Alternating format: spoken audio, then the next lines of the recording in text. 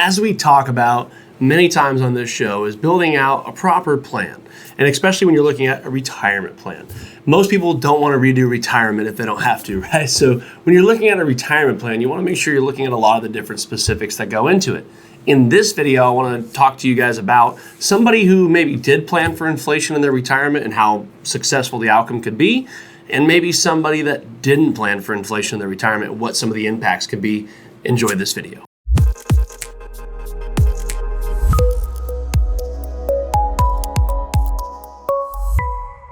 Hello everybody, I'm Logan Sadler. Thanks for jumping back for another episode of the Financial Beat. If this is your first time, I appreciate you stopping by.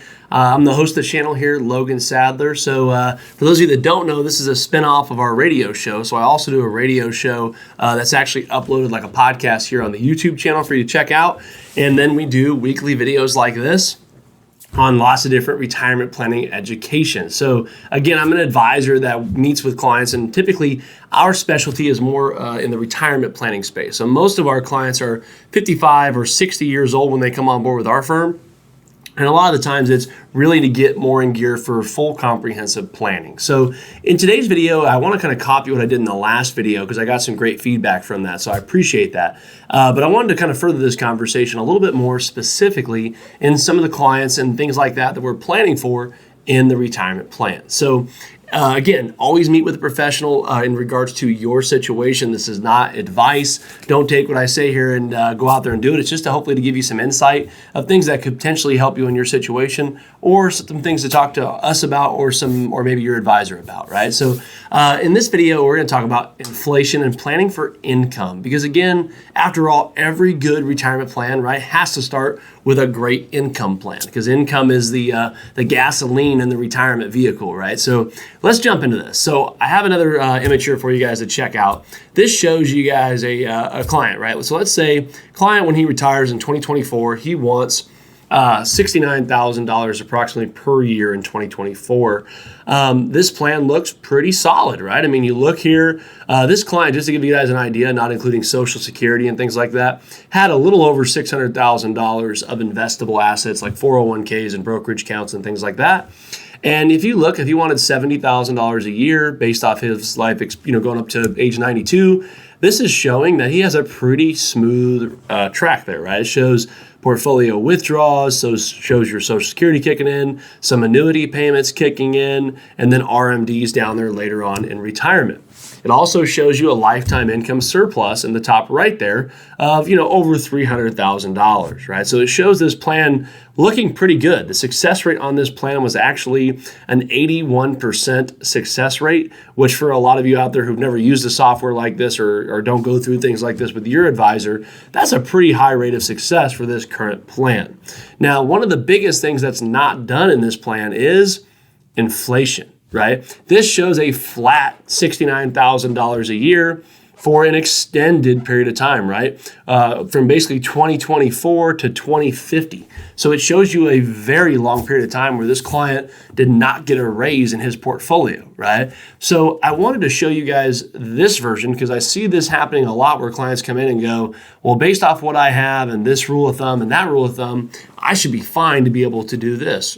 Right, Logan? And then I have to show them, yeah, based off that scenario you're looking at, it does seem very, very doable, and it seems like it would work out if that happened perfectly.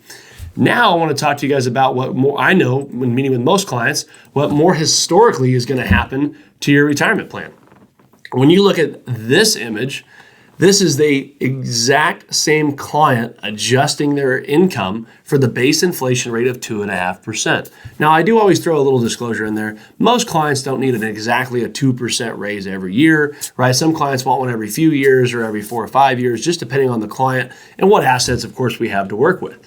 For those of you who have never used a software like this or seen something like this bar graph shows starting out about $70,000 of income, which again would have been adjusted for inflation off that 69. It does show very, very smooth sailing inflation adjusted income until about 2038, right? And then we run into a pretty steep problem that we would call a shortfall, which means essentially there's no more money left, right? As you see in this scenario, he would be in his 80s and now be completely out of money and be now relying only off those annuity payments and Social Security. So this now shows somebody that had a surplus in their plan, meaning a good outcome of their plan and money left over in most cases, to somebody who is now out of money. This is the exact same client and the exact same experience because we didn't plan for inflation. So when you throw these things in there, it could really affect the outcome of that overall plan. So when you're meeting with your advisor or when you're gearing up for your retirement plan, you want to make sure we're talking about, if I need income and I need X amount, how can we adjust this for inflation, or how can we look at some inflation protection down the road? Now, obviously, in this client scenario, they have a few cases where we could work a little bit longer. We could maybe defer payments and things like that on other things by working longer, so we're not having to take money now, which means we could take a little bit more later. Or maybe we have to start out taking less income. Maybe we can't start at $70,000 per year. Maybe we have to lower that down, right? So you now have some planning obstacles that you need to make sure you're covering. And most people would agree with this. I know me personally, I would, where I would say I would rather know now if my plan wasn't going to work rather than 10 or 15 years into the plan, right? So making sure you're going over this and looking over all this stuff in your financial plan is super critical, and making sure, again, you know your situation and what your plan outcome looks like. So again, hopefully this gave you some insight. Again, after all, I'm just here to hopefully bring some value to your retirement plan, and I hope you appreciate it. If you haven't yet, click like, subscribe, leave us some comments. I'd love to know some other videos and some other questions that you, the viewer, might have. Again, Logan Sadler, thanks for stopping by.